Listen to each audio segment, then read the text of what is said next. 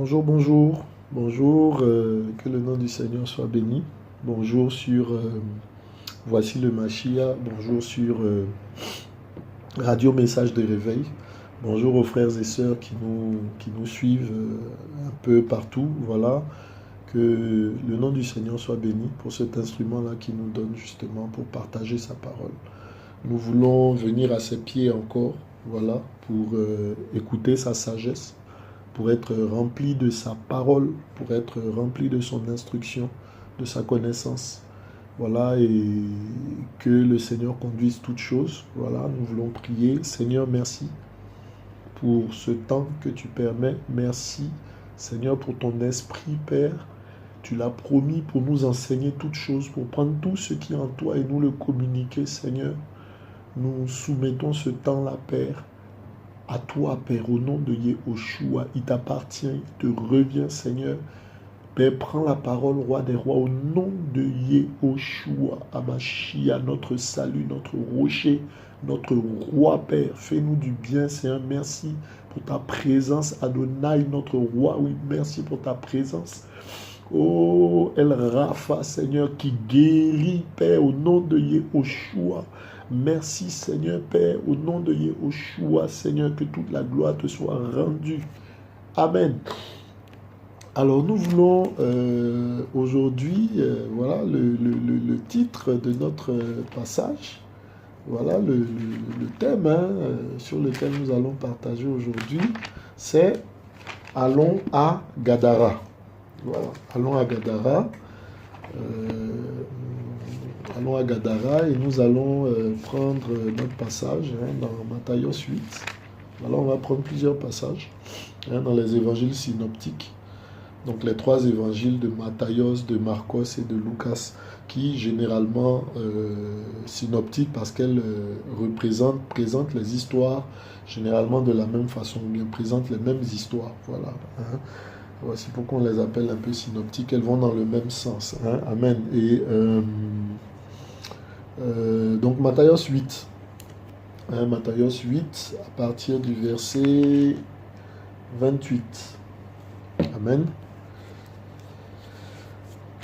Alors, et quand ils fut passés de l'autre côté, dans le pays des Girgasiens, deux démoniaques sortant des sépulcres vinrent le rencontrer. Ils étaient si dangereux que personne ne pouvait passer par ce chemin-là. Et voici, ils s'écrièrent en disant, « Qu'y a-t-il entre nous et toi, Yehoshua, fils d'Élohim? Es-tu venu ici pour nous tourmenter avant le temps ?» Et il y avait loin d'eux un grand troupeau de pourceaux qui paissaient, et les démons le suppliaient en disant, « Si tu nous chasses dehors, permets-nous d'entrer dans ce troupeau de pourceaux. » Et il leur dit, « Allez. » Et étant sortis, ils allèrent dans le troupeau de pourceaux, et voici, tout le troupeau de pourceaux se précipita des pentes escarpées dans la mer. Et ils périrent dans les eaux. Mais ceux qui les faisaient paître s'enfuirent et allèrent raconter dans la ville toutes ces choses et ce qui était arrivé aux démoniaques. Et voilà que toute la ville sortit à la rencontre de Yehoshua, et l'ayant vu, ils le prièrent de quitter leur territoire. Amen. Alors voilà ce passage-là donc de Matthieu 8, du verset 28 au verset 24, qui nous présente une situation bien particulière, celle du Seigneur qui, comme on le dit au verset 28, passe de l'autre côté, qui traverse, passe de l'autre côté. On voit très souvent dans les évangiles, le fait de passer de l'autre côté, passer de l'autre bord, traverser et tout, voilà. Et donc, le Seigneur traverse, il quitte justement les territoires juifs et tout ça pour se retrouver de l'autre côté, dans une cité qu'on appelle la Décapole. Amen, voilà. Dans le territoire des Girgasiens, dans le pays des Girgasiens. Voilà, dans le pays des Girgasiens. Et il y rencontre, dès son arrivée, donc, deux démoniaques, sortant des sépulcres. Alors, deux démoniaques sortant des sépulcres, hein, qui vinrent le rencontrer. Et on a des précisions, voilà, dans ce passage-là, mais aussi dans d'autres passages que nous allons voir, hein, sur ce qui s'est passé. On a différents éléments sur ce qui s'est passé, c'est ce que nous allons voir. Alors, nous venons de voir avec Matthieu 8, 28, 34. On va certainement, voilà, on va lire, hein, dans Marcos 5. Hein, Marcos 5, à partir du verset 1 jusqu'au verset 20. Voilà, ce passage-là est un peu plus long, parce qu'il comporte beaucoup plus de détails, justement.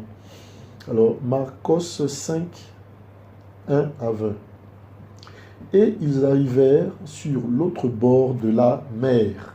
Voilà, hein, donc encore l'autre bord, hein, de la mer, dans le pays des Gadaréniens. Voilà, hein, donc dans Matthios, on parlait de Girgasiens, ici on parle de Gadaréniens. Hein. On aura des explications sur toutes ces choses-là. Et comme ils sortaient du bateau, donc verset 2, immédiatement un homme possédé d'un esprit impur alla à sa rencontre depuis les sépulcres. Voilà, ici on nous parle d'un seul homme, pas de deux. Voilà. Cet homme avait sa demeure dans les sépulcres et personne ne pouvait plus le lier, pas même avec des chaînes, car souvent il avait eu les fers aux pieds et avait été lié de chaînes, mais il avait rompu les chaînes et brisé les fers et personne n'avait la force de le dompter. Et il était continuellement, nuit et jour, sur les montagnes et dans les sépulcres, criant et se mutilant avec des pierres. Mais ayant vu Yehoshua de loin, il accourut et l'adora. Et criant à grande voix, il dit, « Qui y a-t-il entre toi et moi, Yehoshua, fils de l'Élohim très haut?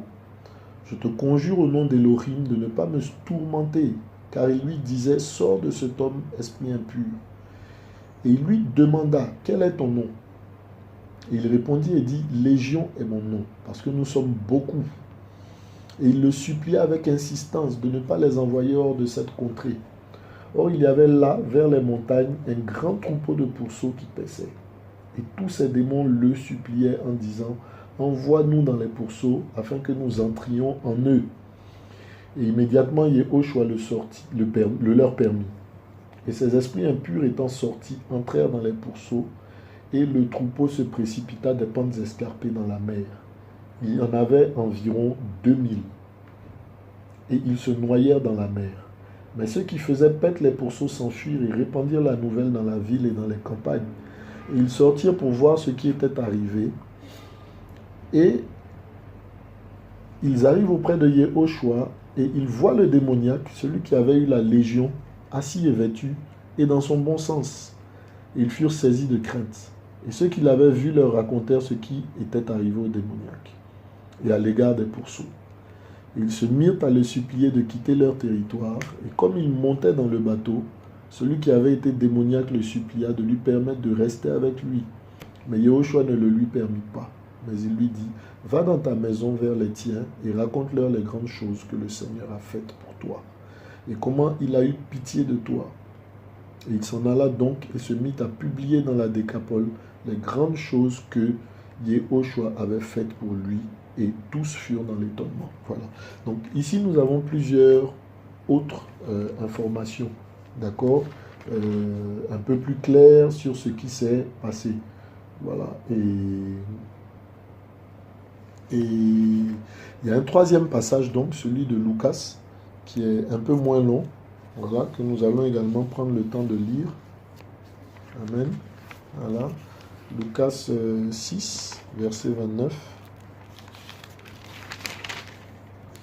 Lucas 6, voilà, à partir du verset 26. Voilà. Lucas 6, verset 26 à 39. Voilà.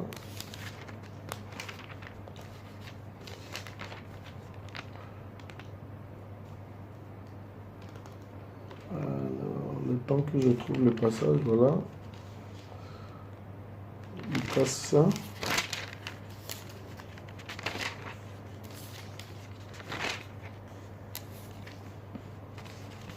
Lucas 8, pardon, à partir du verset 26. Merci Seigneur. Alors, à partir du verset 26, Lucas 8, et ils abordèrent dans le pays des Gadaréniens, qui est vis-à-vis de la Galilée. Mais comme ils sortaient à terre, vint à sa rencontre un certain homme hors de la ville, qui avait des démons depuis longtemps. Il ne portait pas de vêtements. Ici, on nous précise qu'il était nu et ne demeurait pas dans une maison, mais dans les sépulcres. Et voyant Yehoshua, il s'écria et tombant devant lui. Et d'une grande voix, il dit, « Qu'y a-t-il entre moi et toi, Yehoshua, fils de l'Élohim très haut? Je te prie, ne me tourmente pas. » Car il commanda à l'esprit impur de sortir de cet homme, car il s'était emparé de lui depuis longtemps. Et on le gardait lié de chaînes et de fer.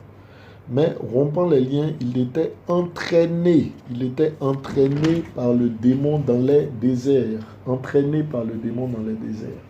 Verset 30, mais Yehoshua lui demanda en disant, « Quel est ton nom ?» Et il dit, « Légion. » Car beaucoup de démons étaient entrés en lui. Et il le suppliait de ne pas leur ordonner de s'en aller dans l'abîme. Voilà. Mais il y avait là un grand troupeau de pourceaux paissant sur la montagne, et il le suppliait de leur permettre d'entrer en eux. Et il le leur permit.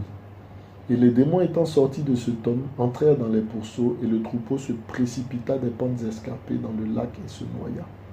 Mais ceux qui le faisaient paître, voyant ce qui était arrivé, s'enfuirent et allèrent le raconter dans la ville et dans les campagnes. Et ils sortirent pour voir ce qui était arrivé. Ils vinrent auprès de Yehoshua, et ils trouvèrent l'homme de qui étaient sortis les démons assis au pied de Yehoshua, vêtu et dans son bon sens. Et ils furent saisis de frayeur. Et ceux qui avaient vu ces choses leur racontèrent comment le démoniaque avait été sauvé.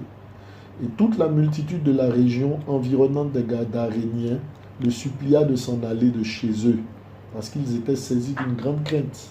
Et lui, étant monté dans le bateau, s'en retourna. Et l'homme de qui étaient sortis les démons le supplia de lui permettre d'être avec lui. Mais Yehoshua le renvoya en disant, « Retourne dans ta maison et raconte quelle grande chose Elohim a faite pour toi. » Et il s'en alla proclamant par toute la ville quelle grande chose Yehoshua avait faite pour lui. Amen. Alors, voilà ces trois passages-là, voilà, dans Matthios, Marcos et Lucas, voilà, qui nous instruisent justement sur une situation qui a prévalu. Alors, il peut sembler y avoir des incongruités ou bien des oppositions, voilà, mais on a en fait plus de précision au fur et à mesure, voilà. Hein, et donc,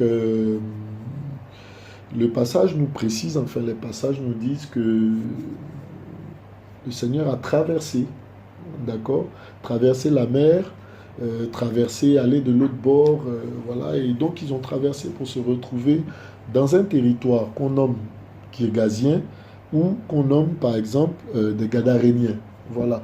Alors il faut comprendre que ce territoire-là était un espace qu'on appelait la Décapole, voilà. Hein, on nous précise justement dans le passage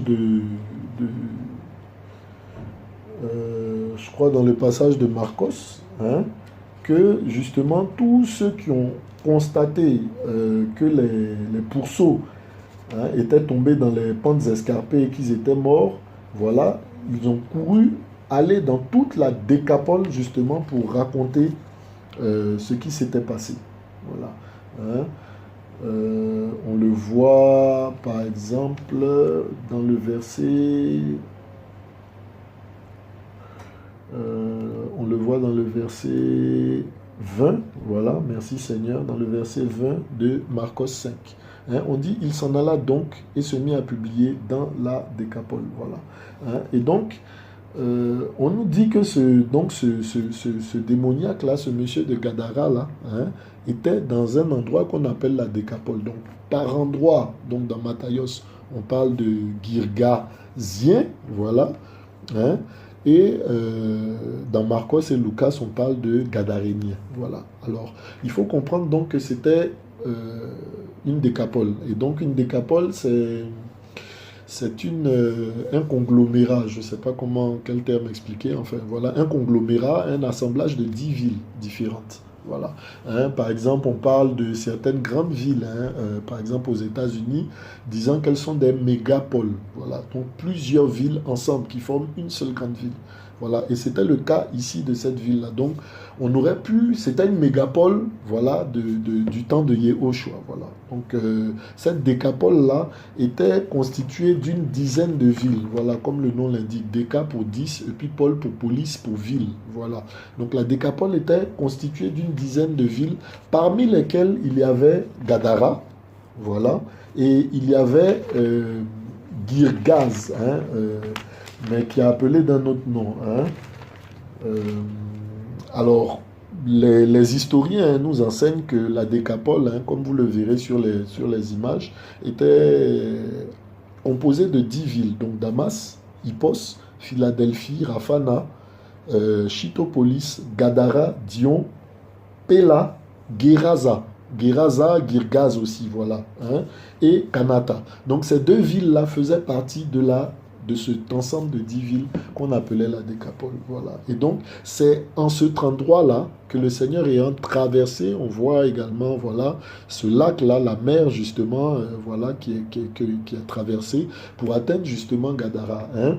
On voit, hein, il y a une limite aussi naturelle à travers les eaux, tout ça, voilà, qui descendent aussi jusqu'au Jourdain, plus bas, voilà.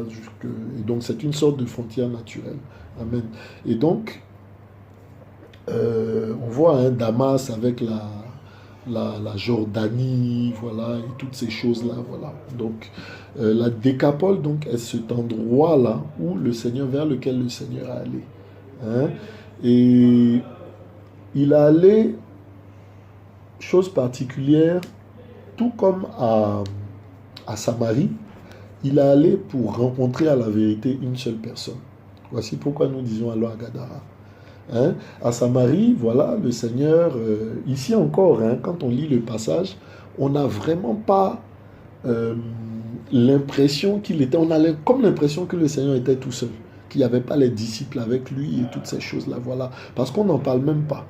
Hein? Comme justement avec la Samaritaine, tous les disciples avaient été envoyés justement pour que le Seigneur se retrouve seul à seul avec justement cette Samaritaine. Ici, on ne nous dit pas que le Seigneur avait renvoyé les apôtres, renvoyé ses disciples, s'était séparé de ses disciples, on ne nous le dit pas, mais le récit ne nous présente aucunement, nullement la présence d'autres personnes, à part ces témoins-là qui étaient de la Décapole, qui sont allés crier justement, dénoncer ou décrier tout ce qui s'est passé pour que tout le peuple vienne à la suite, voilà, chasser le Seigneur. Alors, on voit hein, avec la Samaritaine que tout le peuple a couru vers le Seigneur pour venir demander au Seigneur de rester. On voit deux réactions différentes. Tout le peuple concernant la Samaritaine qui a couru vers le Seigneur pour lui demander de rester. Et le Seigneur est resté, leur a encore partagé l'évangile, partagé la parole et tout. Et ils ont compris. Il y a eu un grand réveil justement, voilà. Hein, mais qui a été initié justement par cette Samaritaine-là qui a été touchée. Car quand elle est allée pour crier, les gens étaient touchés. Voilà. Et on voit, contrairement ici, la réaction justement du peuple. De prime abord, justement, la réaction du peuple. Voilà qui, à cause des biens, à cause des pourceaux justement qu'ils ont perdus, hein, on nous dit 2000 pourceaux, voilà, à cause des pourceaux qu'ils ont perdus, ben, qui décident de demander au Seigneur de partir. Malgré toute la crainte voilà, qu'ils avaient dans leur cœur et tout, à cause des événements qui se sont passés, ils décident justement de demander au Seigneur de partir. Alors le Seigneur ne s'est pas imposé, il est parti. Et nous voyons dans nos vies, frères et sœurs, voilà, ben, lorsque nous invoquons le Seigneur, lorsque nous l'appelons, lorsque nous demandons sa présence dans nos vies, en tant qu'assemblée, amen, voilà, merci Seigneur, en tant qu'assemblée, lorsque nous nous mettons ensemble pour crier, pour invoquer le Seigneur, pour demander qu'il reste, qu'il demeure avec nous, c'est un encouragement pour les différentes assemblées. voilà, que nous sommes, les différents lieux de prière, les différents endroits où les frères et sœurs s'assemblent, si d'un cœur sincère, nous crions, nous demandons au Seigneur de demeurer avec nous dans sa présence pour nous instruire et nous enseigner, le Seigneur dans son amour nous donnera sa parole, nous donnera sa présence, il nous communiquera sa présence, il apportera le réveil dans nos vies, dans nos assemblées et toutes ces choses-là. Amen. Voilà. Et si nous manifestons du mépris, nous manifestons un attachement beaucoup plus grand, voilà, parce qu'on voit, hein, lorsque le fou a été, le fou de Gadara a été délivré, hein, je veux même lire le passage là qu'on a lu dans Marcos, hein, dans Lucas, pardon, Lucas 8, à partir du verset 26, hein, la réaction, hein,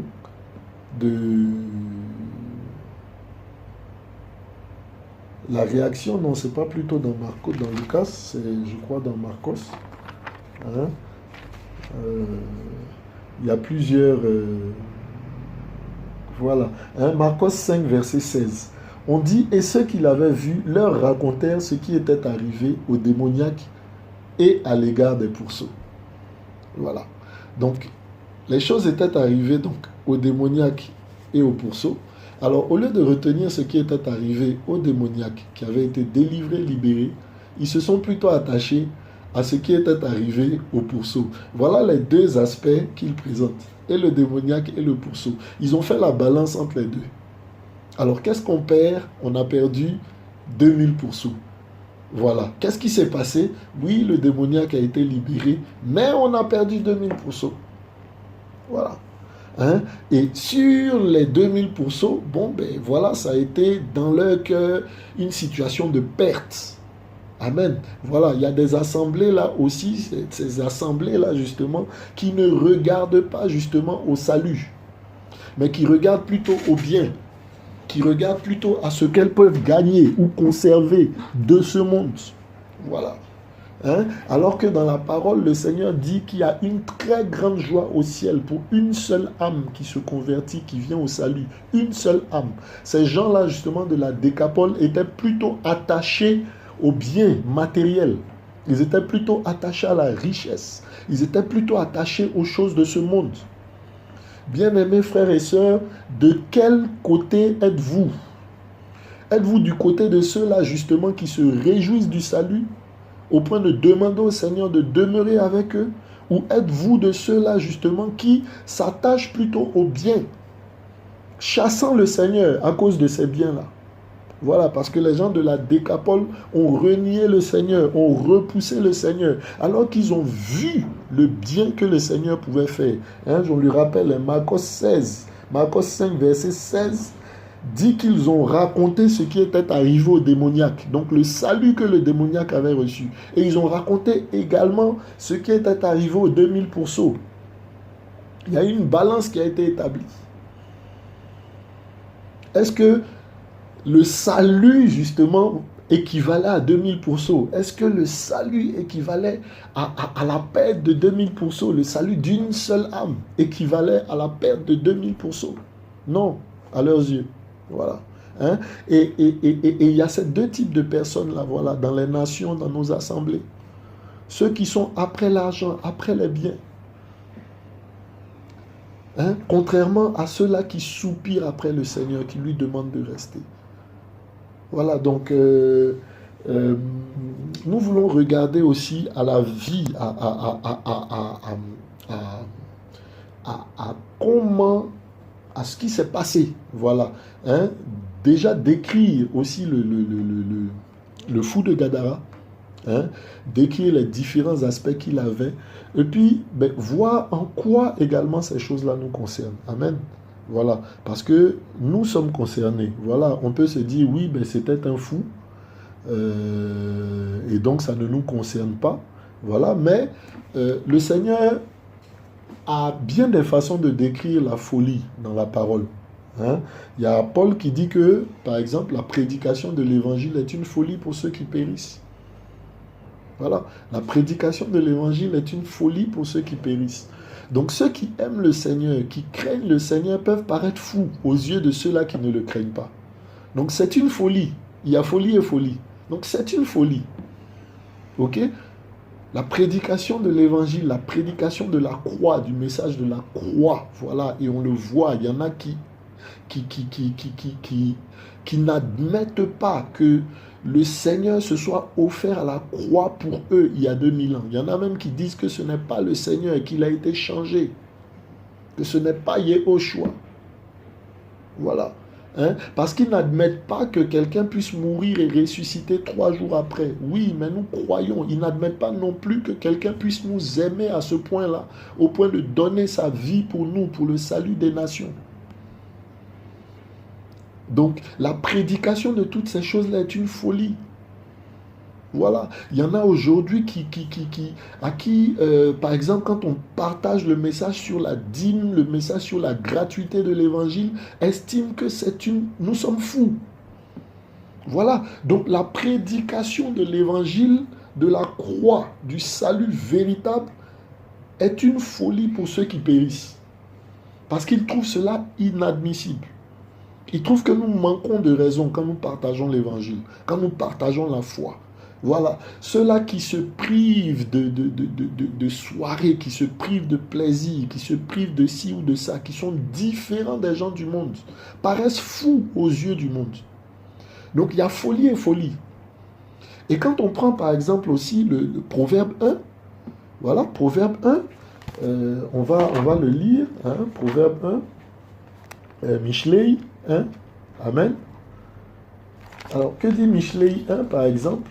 Hein? Donc, folie et folie, il y a cette folie-là qui est le regard que portent ceux qui périssent justement vis-à-vis de ceux qui craignent le Seigneur. Et le Seigneur maintenant lui-même décrit justement la folie. Hein? Amen. Voilà, Mishlei 1, verset 7. Mishlei, c'est Proverbe, Mishlei 1, verset 7. Mishlei 1, verset 7, voilà, dit « La crainte de Yahweh est le commencement de la connaissance. » Amen. Les fous méprisent la sagesse et la correction. Voyez donc, il y a fou d'un côté, il y a fou de l'autre. Amen. Voilà. Hein? Et ici, les fous, ce sont ceux qui méprisent la sagesse, qui méprisent la parole d'Adonai, qui méprisent la parole d'Élohim. Donc, ceux-là sont fous. Amen. Donc, à la vérité, le fou de Gadara, c'est une image de ceux-là, justement, qui ne connaissent pas le Seigneur, qui ne craignent pas l'Élohim. Il y a cette autre image-là, justement, de personnes qui ont perdu la raison. Voilà, de personnes qui n'ont plus l'esprit. Voilà, dont l'esprit est totalement chargé. Hein? On peut retourner, justement, on va retrouver, on va essayer de retrouver ce passage-là, justement, où on dit qu'il était conduit. Hein, le fou de Gadara était conduit. Donc, il n'était pas libre de ses actes. Il ne marchait pas selon sa propre raison, selon son intelligence. Il était conduit. Voilà. J'essaie de chercher le passage. Amen. De ne pas leur ordonner. Il était entraîné. Merci Seigneur. Lucas 8, verset 29. Hein? Lucas 8, verset 29. Hein? Il y a les 3 passages, on doit passer de l'un à l'autre. Amen. Et voilà pourquoi il y a ces petits temps morts là. Que le Seigneur nous aide. Amen.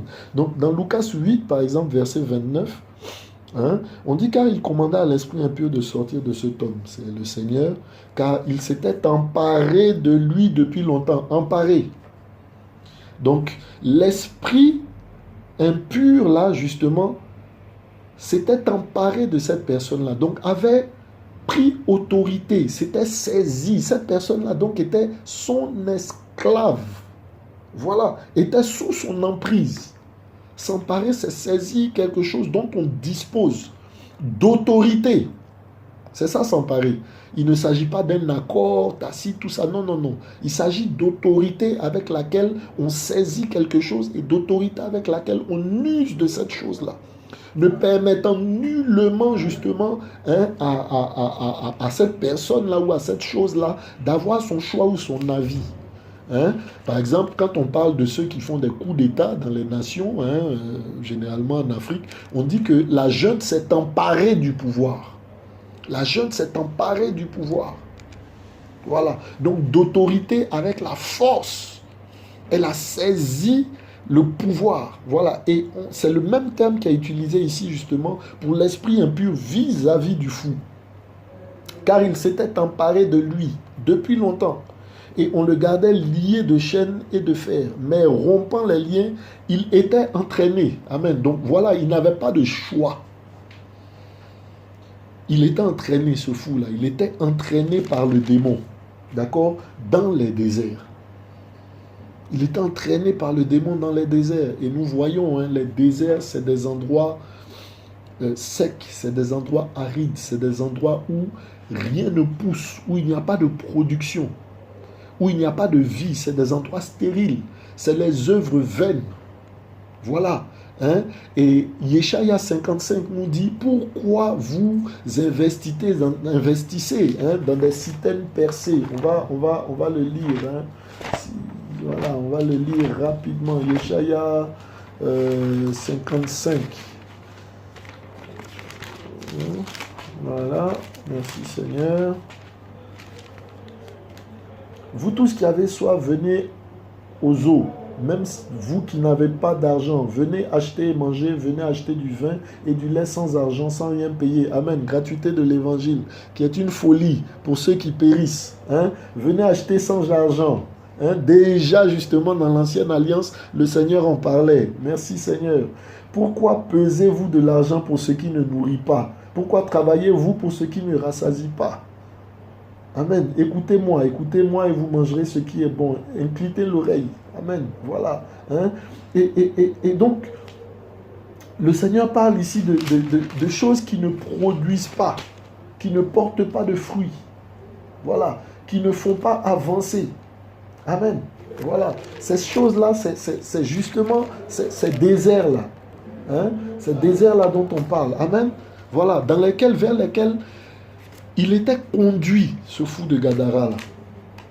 Amen. Ben, est-ce que ça nous parle? Nous investissons, oui, tous les jours dans des œuvres vaines et dans des œuvres viles.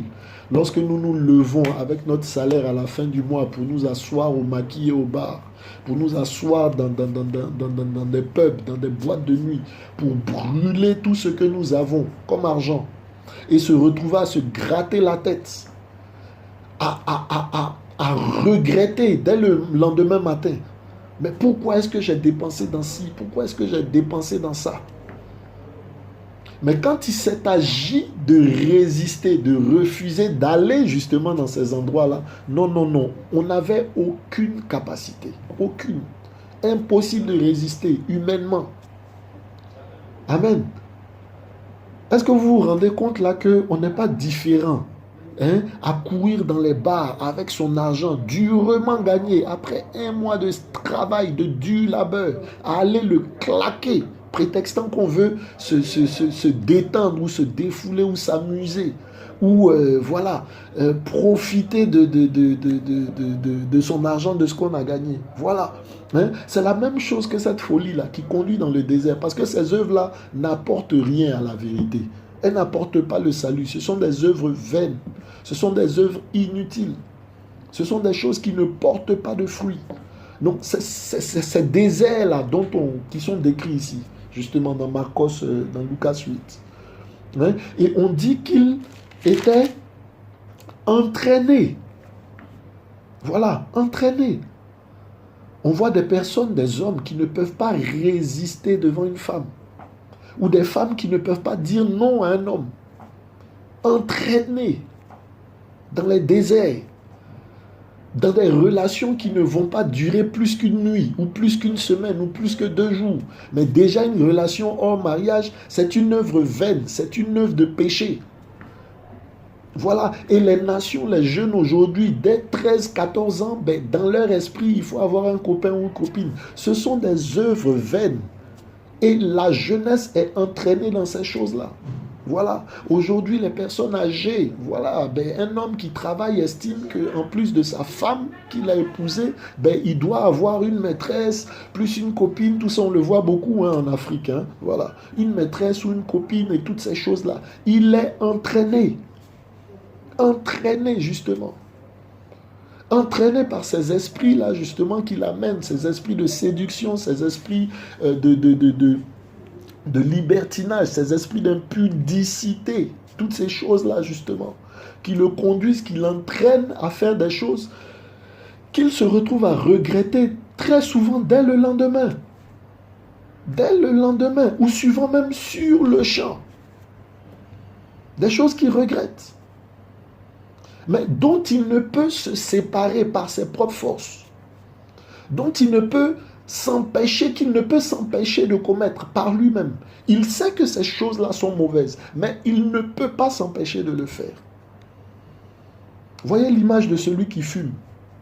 C'est écrit sur le paquet: abus dangereux pour la santé. La cigarette tue, avec des crânes de mort et des têtes de mort et tous les dessins de poumons calcinés et tout. Mais dès que le monsieur a de l'argent ou la personne qui fume a de l'argent, première direction, le tablier pour prendre son paquet de cigarettes ou ses cigarettes. Quand tu lui dis ce n'est pas bon, il dit je sais, je veux arrêter, mais impossible. Prenez l'alcoolique qui boit à s'humilier dans le quartier. L'alcoolique qui boit à s'humilier devant sa femme, devant ses enfants, devant tout son voisinage. Il est conscient que l'alcool ne lui va pas, mais il n'a aucun moyen, aucun pouvoir de s'empêcher de boire. Il est entraîné. Entraîné par le démon. Amen. Il est entraîné, conduit malgré lui dans ses œuvres vaines. Dès qu'il a de l'argent, au lieu de payer le loyer, au lieu de payer les charges de la maison, au lieu de s'occuper de femmes et enfants, il va aller directement vers le lieu où il peut boire. Directement vers le tablier pour fumer. Directement vers la prostituée. Directement vers la femme ou le mari étranger. Ou l'homme étranger, je veux dire. Voilà. Les gens sont entraînés. Tellement entraînés, en Côte d'Ivoire, on voit aujourd'hui un certain Gédéon, un impie, qui circule partout dans les rues, partout dans les villes, qui fait des campagnes, tout ça, pour enseigner l'impudicité, pour enseigner le péché, pour enseigner la fornication, pour enseigner qu'un chrétien doit pécher, qu'un homme doit pécher. Celui-là, il est entraîné. Et il veut entraîner avec lui, justement, c'est comme on dit là, une habitation des démons en chair. Et il veut entraîner avec lui beaucoup vers la perdition. On le verra. Ces démons-là, qu'est-ce qu'ils ont fait quand ils ont été chassés? Ils ont entraîné directement les pourceaux là dans la mer pour qu'ils meurent. C'est l'image de la perdition. Voilà le rôle des démons. Voilà là justement où ces esprits-là veulent nous entraîner, malgré nous, vers la mort irrémédiablement, vers la destruction, vers la perdition. Parce qu'ils connaissent leur place à la vérité. Ils connaissent même leurs sanctions avant que le temps de la sanction ne soit arrivé. On voit dans les différents passages, ils disent au Seigneur, se prosternant devant lui, ils lui disent: tu es venu nous tourmenter avant le temps. Donc les démons, les personnes là justement qui sont suivies dans le dérèglement, toutes ces personnes-là connaissent leur jugement. Les démons connaissent leur fin. Satan connaît sa fin. Ne nous laissons pas, ne vous laissez pas, frères et sœurs, entraîner justement. C'est clair que humainement, ce passage-là nous enseigne que humainement, il n'y a aucun moyen de résister à ces esprits-là. Aucun moyen humainement. Le passage de Lucas nous le dit, depuis longtemps, car il commandait, verset 29, à l'esprit impur, car il s'était emparé. Donc il y a une autorité qui est exercée justement par ces esprits-là sur toute personne qui en est possédée. Voilà. Emparé de lui, et cela depuis longtemps. Depuis longtemps. Et je veux décrire aussi ce que faisait justement ce démoniaque là justement de Gadara. Hein, on va reprendre Marcos 5, voilà, à partir du verset 4. Hein. Déjà, la parole déclare que il habitait dans les sépulcres. Il habitait dans les sépulcres. Alors, le sépulcre, on le sait, c'est l'endroit où on enterre les morts. Voilà. C'est le lieu où on fait reposer les morts. Donc, ce démoniaque-là était l'habitation d'un esprit de mort. Voilà, parce qu'il trouvait sa place, ce démon-là, justement, qui l'entraînait, trouvait sa place dans les esprits de mort. Et donc, cette personne-là allait vers ces endroits-là, justement, où le démon qui l'habitait, justement, vers ces endroits qui étaient la place, qui était la résidence de ces esprits, des esprits qui l'habitaient. Donc, ne soyons pas surpris. Voilà, on voit ici qu'il était dans les sépulcres, habité par un esprit de mort. Hein, mais aujourd'hui, là, voilà, avec l'avènement d'un certain artiste qui est passé, tout ça, on voit même dans les nations, tout ça, là, beaucoup ont une affection particulière pour la mort. Hein. On voit ces jeunes-là qui sont dans le style gothique. Voilà, qui sont dans le style gothique en Europe. On voit ici ces jeunes avec des bagues, des têtes de mort partout sur leurs mains, sur des tatouages de mort sur eux et tout. Ces gens-là ne se rendent pas compte à la vérité. Ils pensent que c'est du beau, que c'est de l'art. Mais à la vérité, ces gens-là sont habités. Comment peux-tu concevoir de dessiner sur toi la mort? Comment peux-tu concevoir de porter des vêtements qui te lient à la mort, ou de porter des bagues, des bijoux qui te lient à la mort? Comment peux-tu le concevoir humainement, naturellement? Si ce n'est que, voilà, tu es habité par un esprit qui t'attire vers ces choses-là. Voilà. Donc, ce démon-là, cet homme-là, le fou de Gadara, habitait dans les sépulcres. C'était là qu'il trouvait sa paix. Quand on le liait, quand on l'enchaînait en ville, pour ne pas qu'il y aille, ces chaînes-là, il les brisait. Il brisait des chaînes. Donc, il était animé d'une très grande force également. Voilà, qui peut faire penser à des démons guerriers, à des démons, mais d'une très grande force. Voilà, qui brise des chaînes. Essayez de briser une chaîne à main nue. Je ne parle pas des petites chaînes qu'on porte au cou. Je parle des chaînes qui, à la base, sont établies pour retenir un homme. Donc, elles sont faites exprès, conçues très solidement, justement, pour retenir un homme. Mais il brisait ces chaînes-là. Sans matériel, avec des mains nues. Donc, animé d'une très grande force. Voilà. Et on dit qu'il se faisait des scarifications. Voilà, verset 5 de Marcos 5.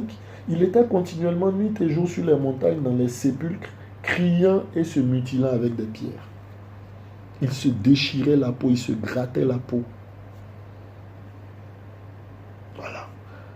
C'est l'image de ces personnes-là, justement, qui se font du mal, qui ont besoin de se faire du mal, voilà. Croyez-moi, j'ai déjà vu quelqu'un se gratter avec des lames, justement, parce que cette personne-là était affectée, triste, attristée, pleine de douleur. Elle se grattait avec des lames, cette personne-là, justement, pour se faire mal, pour se déchirer, pour se détruire. Pour se détruire. Et chaque fois, constamment, cette personne-là avait, voilà, dès que elle était, cette personne-là, justement, dans des situations compliquées spirituellement, voilà, se tailladait la peau. On voit des jeunes se taillader la peau. Se taillader la peau, se faire mal, se blesser. On voit ces personnes-là, justement, voilà, on dira, oui, mais elles le font pour la foi, mais c'est faux. Ces personnes-là se chicotaient avec des fouets, se fouetter. Se fouetter. À certains jours de l'année, faire voilà, se fouetter jusqu'à 100, se dévêtir pour se fouetter, disant que c'est un moyen d'expier leurs péchés. Ces personnes-là sont folles. Ces personnes-là sont habitées justement par ce même esprit-là qui fait des scarifications, qui se déchire la peau pour saigner. Et on voit cette personne-là criait toute sa, je dirais, toute sa tristesse, toute sa douleur. On dit qu'il criait. Il se tenait dans les sépulcres sur les montagnes, criant et se mutilant. Toute sa déception, toute sa tristesse. Criant et se mutilant. Se détruisant. Se détruisant totalement. Voilà. Hein? Et donc, le Seigneur apparaît. Parce que humainement, cette personne-là ne pouvait pas se délivrer. Cette personne-là, humainement, ne pouvait pas ôter ces esprits-là. Voilà, qui la tourmentaient. Parce qu'on dit que c'était plusieurs esprits. Le Seigneur demande, qui es-tu? Et le démon de répondre, je m'appelle Légion. Légion parce que nous sommes beaucoup. Alors, l'information, c'est qu'une légion, hein, c'est une garde, c'est une armée composée entre 3000 et 6000 personnes. Donc, le mot légion n'est pas dit au hasard. Voilà. Hein, ces démons-là savent compter, ils savent combien ils étaient. Ça peut vous paraître surprenant, mais au moins 3000. Sinon, tout au plus 6000. Dans le corps de cette personne-là. Comprenez comment cette personne-là était capable de déchirer, de casser des chaînes avec ses mains. Hein, on nous dit dans Matthios que à cause justement de ce fou-là, le chemin sur lequel il était, la personne ne pouvait passer. Les gens avaient peur d'y passer parce qu'ils craignaient. Et nul ne pouvait, on dit, hein, nul ne pouvait le retenir, nul ne pouvait le maîtriser, nul ne pouvait le calmer. Nul. Donc il était animé d'une grande force, mais cette grande force, on le voit, était liée au fait, imaginez, 6000 personnes. Est-ce que c'est possible de lutter contre 6000 personnes? Non, impossible. Humainement. Impossible. Alors, qu'est-ce qui se passe? Cette personne-là est dans une situation terrible. Terrible. Le seul moyen, c'est qu'elle vive éloignée de tous. Voilà. Alors, le Seigneur survient. Le Seigneur survient dans la vie de cette personne-là pour amener la délivrance. Voilà la joie qui se trouve dans ce passage. Voilà le bonheur qui se trouve dans ce passage. Mais je veux encore terminer, hein, je veux revenir sur un petit élément. Hein. Les démons, quand ils devaient être chassés, on demandait au Seigneur de ne pas les ramener dans les abîmes, hein, à Bouzos ou Tartaro, c'est-à-dire ces lieux profonds là justement, où sont retenus captifs les démons. Ces lieux profonds, terribles, là où sont retenus captifs les démons. Les abîmes. Voilà. Hein? Et regardez un peu le temps pendant lequel ce fou-là a croulé sous le poids des démons, sous la puissance des démons. On dit depuis longtemps.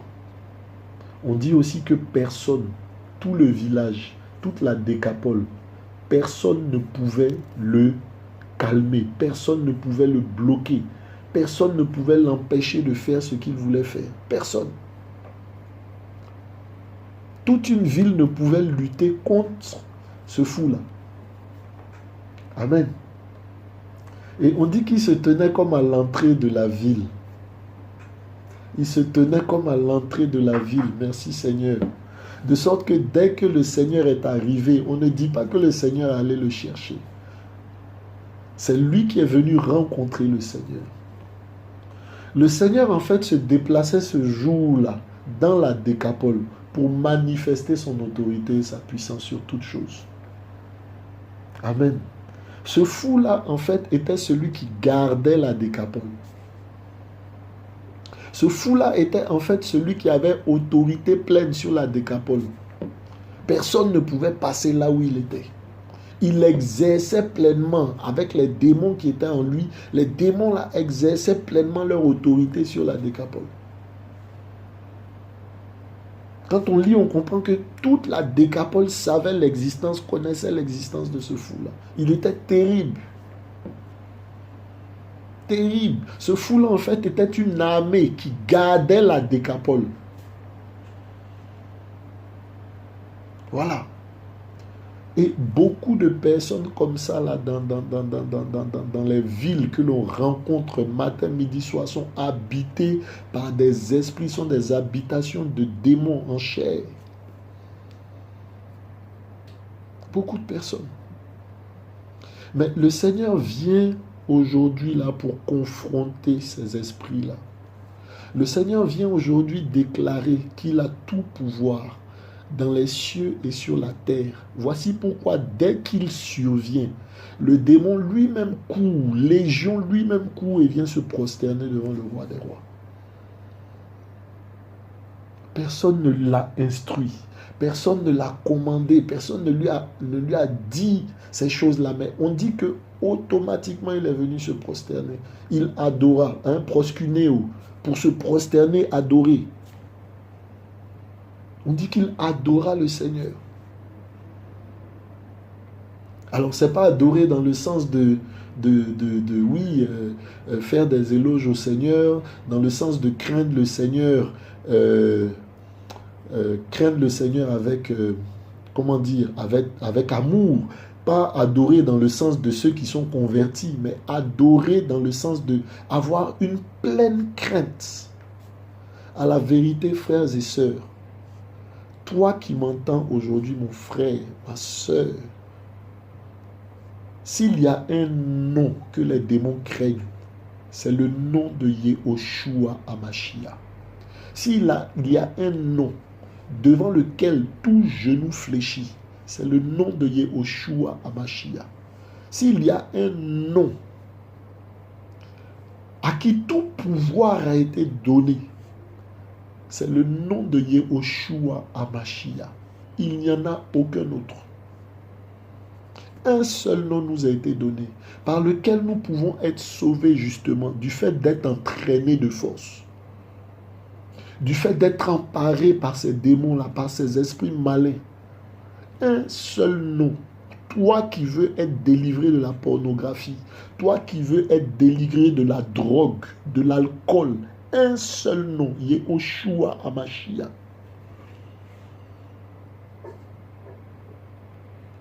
Toi qui veux être délivré de l'impudicité, qui souffre nuit et jour, ne pouvant refuser, te retrouvant dans des relations compliquées, dans des choses compliquées, un seul nom, Yehoshua HaMashiach. Devant lui, tout genou fléchit. Devant lui, 6000 guerriers, 6000 démons fléchissent devant lui. 6000 frères et sœurs, 6000. Devant lui, l'esprit qui gardait toute une décapole, toute une ville, toute une zone, tout un territoire. Amen. Tout un territoire.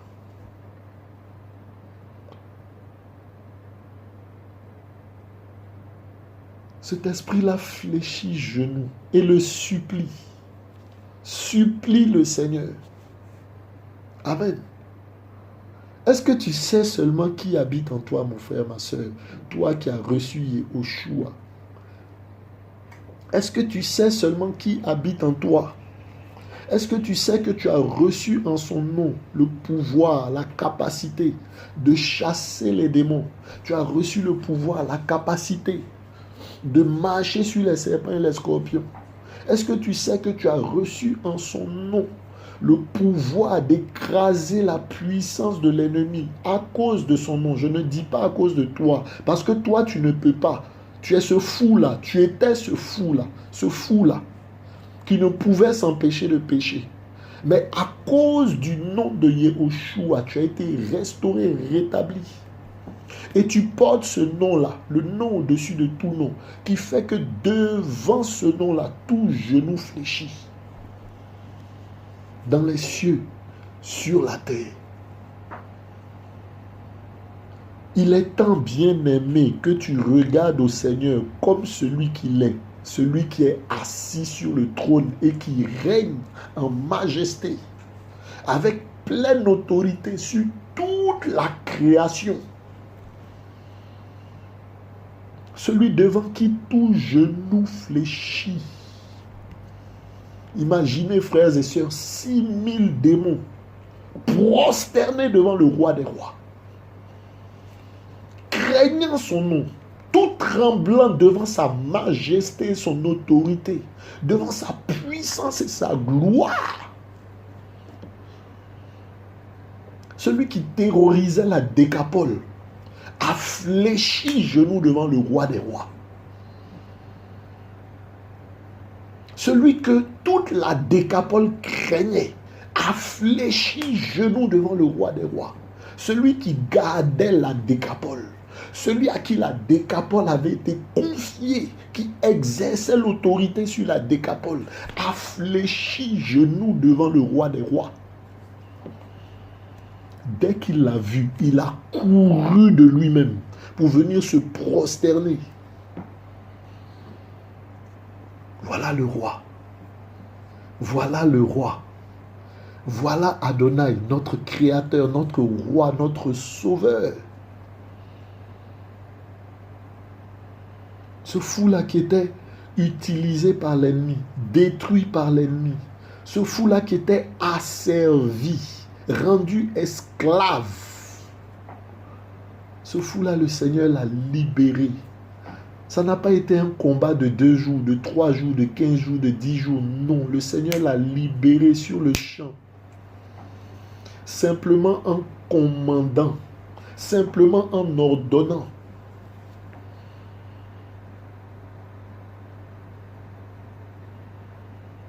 Voilà la puissance de notre roi. Voilà la puissance de notre roi. Il est juste arrivé là, pour ordonner aux fous, aux démons qui habitaient le fou de sortir. Et ils n'ont pas résisté. Automatiquement, ils ont même demandé la permission afin qu'ils ne les envoient pas dans les abîmes. Bien-aimé, est-ce que tu sais en qui tu as cru? Pour qu'on te fasse croire qu'il faut payer la dîme de ton salaire pour être protégé. Est-ce que le fou de Gadara a donné la dîme? Est-ce que le fou de Gadara a fait des offrandes? Gratuitement, il a reçu le salut. Délivré de 6000 démons. Gratuitement. Il n'a pas donné un rond. C'est écrit, bien-aimés frères et sœurs. C'est écrit. C'est écrit. Il n'a pas eu besoin de faire l'offrande du prophète. Il n'a pas eu besoin de faire l'offrande du bélier. Il a simplement rencontré le Seigneur qui s'est déplacé, qui s'est approché. Et qui a brisé le joug sur lequel il était. Aucun homme ne le pouvait. Aucun homme ne le pouvait. Et ce fou de Gadara là en souffrait tellement qu'il se tailladait. Il se tailladait.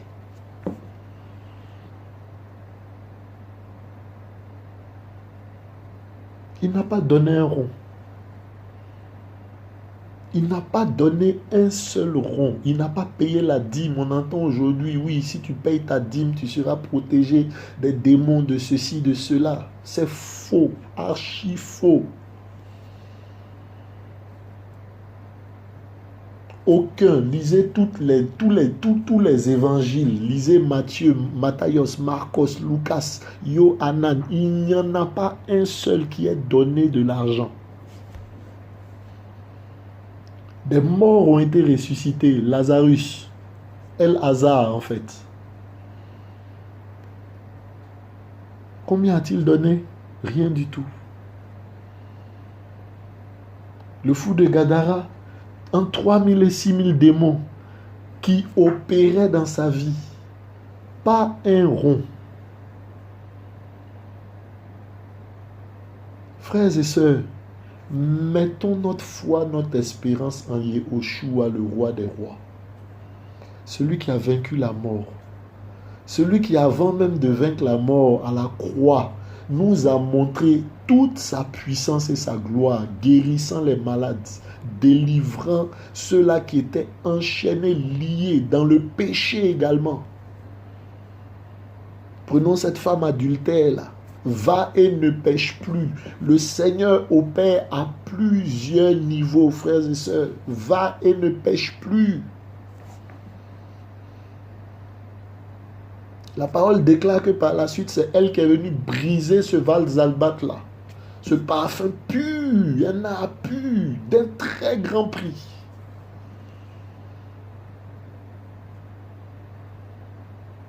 Yehoshua délivre du péché, mon frère. Il délivre de la puissance des démons, mon frère et ma soeur. Il délivre de l'autorité qu'exercent les esprits malins et impurs sur la vie de la jeunesse, sur la vie des personnes âgées. À tous les niveaux, Yehoshua opère la délivrance et la guérison des âmes. Il change les cœurs.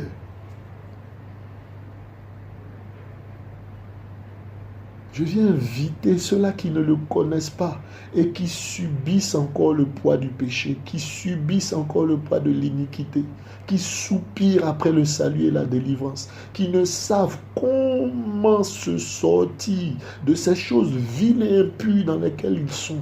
Je viens te prier, mon frère, ma soeur, je viens t'encourager, je viens te dire la vérité ce soir. Accepte le Seigneur Yehoshua. Crie à lui et il te donnera le salut. Crie à lui, il opérera la délivrance et tu abandonneras le péché dans lequel tu es, dans lequel tu es entraîné par l'ennemi.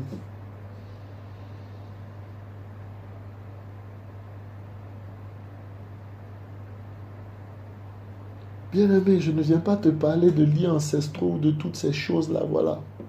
Parce que dans beaucoup de nos assemblées, on utilise ce passage-là pour parler des personnes converties. C'est faux. Cette personne-là était de la Décapole. C'était comme des étrangers. Voilà, ce passage-là ne concerne pas forcément l'Église, ceux-là qui sont dans le Seigneur. Voilà, qui voient des difficultés dans leur vie, tout ça, et à qui on dit non, mais c'est les liens ancestraux et toutes ces choses-là. Non, non, non, frère, c'est faux. C'est faux. Quand le Seigneur apparaît dans ta vie, voilà, pour la première fois, celui-là, il n'était pas juif, il ne connaissait pas le Seigneur. La preuve, c'est un peuple où on nourrissait des pourceaux. Croyez-vous que c'était possible que l'on puisse avoir un troupeau de 2000 pourceaux parmi des juifs, alors que ces bêtes-là étaient interdites quand on voit dans Vaïkra, dans Lévitique. Donc c'était des étrangers, c'était des gens qui n'étaient pas du peuple du Seigneur. Donc ça ne concerne pas non plus les liens ancestraux, ce passage-là, non. Il parle de personnes qui veulent rencontrer le Seigneur pour la première fois. Quand le Seigneur arrive pour la première fois dans ta vie, il te délivre totalement. Il n'y a aucun lien ancestral qui demeure, qui subsiste. Tous les 3000 ou 6000 démons là ont été chassés. La vie de cette personne-là totalement délivrée. Il a retrouvé son bon sens. Il n'était plus dans la nudité. Parce qu'on dit qu'il était nu. Et on sait dans l'Apocalypse ce que représente la nudité. La nudité aussi, c'est la honte, c'est l'opprobre, c'est l'humiliation, c'est le péché. Aujourd'hui, on voit malheureusement, voilà, toutes les jeunes filles, les jeunes hommes, la nudité à outrance partout. La nudité partout, sur toutes les affiches, nudité. Publicité, nudité. Clip à la télé, nudité partout. Habillement des uns et des autres, nudité. C'est les fous qui sont nus, frères et sœurs. Voilà le fou de Gadara, il était nu. Toi qui te promènes les seins dehors, toi qui te promènes la poitrine dehors, toi jeune qui te promènes torse nu pour montrer tes muscles, tu es possédé. Tu es possédé. Ce n'est pas moi qui le dis, c'est la parole qui le dit. Toi dont les jupes sont à mi-cuisse partout, tu as des difficultés à t'asseoir devant les gens. Tu es possédé. Tu as besoin que le Seigneur te délivre.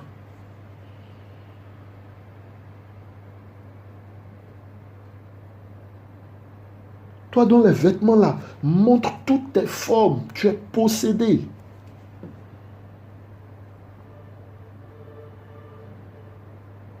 Tu as besoin de délivrance. Et ceux qui sont nuls ont besoin d'être délivrés, comme le fou de Gadara là. Tu as besoin d'être délivré. Si tu n'imagines pas pouvoir t'habiller sans montrer ton corps, sans montrer tes parties, que tu sois homme ou femme, tu es possédé. Regardez les stars à la télé aujourd'hui, pendant les galas et toutes ces choses-là, voilà. Plus le gala est important, plus l'habit révèle leur nudité. Ces personnes-là sont folles, elles sont possédées. Voilà. Donc on est fous là. Les fous là, ce n'est pas simplement ceux qui se retrouvent dans les sépulcres ou dans les machins, mais physiquement. Hein. Non, non, non. Spirituellement, quand on voit ton attitude, ton comportement, on l'a bien vu hein, dans les différents passages, on sait que tu es possédé, que tu es fou. On a vu hein, dans Michelet 1, Proverbe 1, que le fou méprise la sagesse du Seigneur, méprise l'instruction du Seigneur. Toi qui es rebelle à la parole, tu es fou. Et tu es possédé. Et tu as besoin de délivrance. Je ne dis pas ça pour te blesser, je dis ça pour que tu te rendes compte, toi qui m'écoutes, que tu as besoin du salut.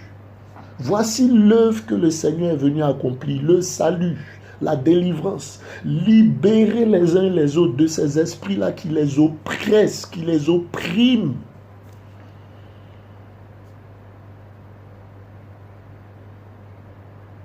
Il y en a à qui les démons parlent pour leur dire qu'ils vont les tuer, qu'ils vont les abattre, qu'ils veulent les détruire. Ces gens-là sont dans une détresse terrible, comme ce fou de Gadara là. Laisse-moi te dire, mon frère, ma soeur, Yehoshua est apparu pour t'apporter le salut, la délivrance, pour chasser ces esprits-là.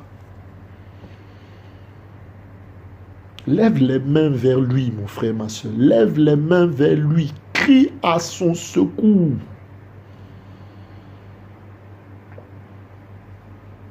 Cette œuvre-là que le Seigneur a accomplie dans la Décapole, juste venir toucher, libérer la vie de ce fou-là, ben, a été une semence importante. On le voit hein, plus tard. Voilà, parmi les villes de la Décapole, là justement, il y a des villes que le Seigneur a visitées au travers de Paul par la suite, qui ont été remplies de l'Évangile. Voilà, Damas par exemple, où Paul allait se réfugier à sa conversion. Où il a annoncé le Seigneur, il a annoncé l'évangile. Il fallait justement que ces chaînes-là qui entouraient la Décapole soient brisées. Le Seigneur se met aussi là pour les générations à venir.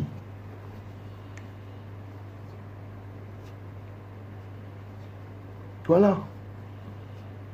Hein? Il y a d'autres villes, je ne sais pas, Antioche de Pisidie, hein, si mes souvenirs sont exacts, quelles sont les différentes villes là, voilà, que le Seigneur a touché puissamment par la suite. Hein? Les Philadelphie, écrit à l'église de Philadelphie. Amen, dans Apocalypse 6. Hein? Damas. C'est des villes qui ont été touchées par la suite. Amen. Donc toi aussi, le Seigneur te visitant, tu as une semence. Tu as une semence. On dit que ce fou-là est allé crier dans sa famille. Il est allé crier dans toute la Décapole pour annoncer le salut.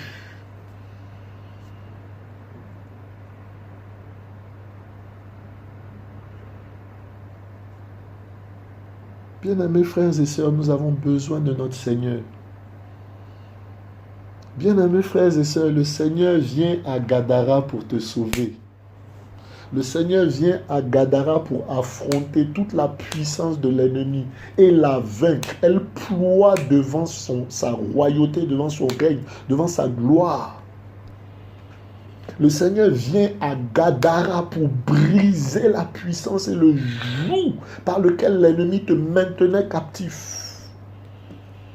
Le Seigneur vient à Gadara pour briser les barrières et les chaînes qui te retenaient. Le Seigneur vient à Gadara pour qu'au travers de ta délivrance, tes enfants, tes parents soient touchés également par l'évangile au nom de Yehoshua.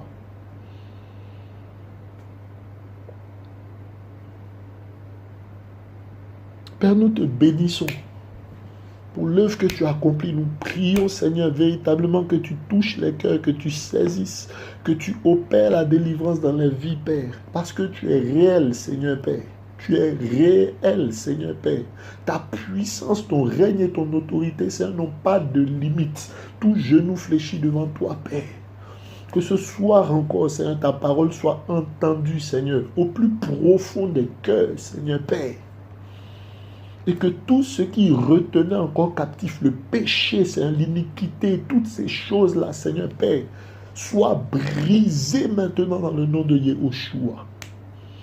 Que la gloire, la louange et l'honneur te soient rendus, Seigneur, par ces vies-là que tu délivres, Père, au nom puissant de Yehoshua. Gloire à toi, Papa, dans les cieux et sur la terre, Père.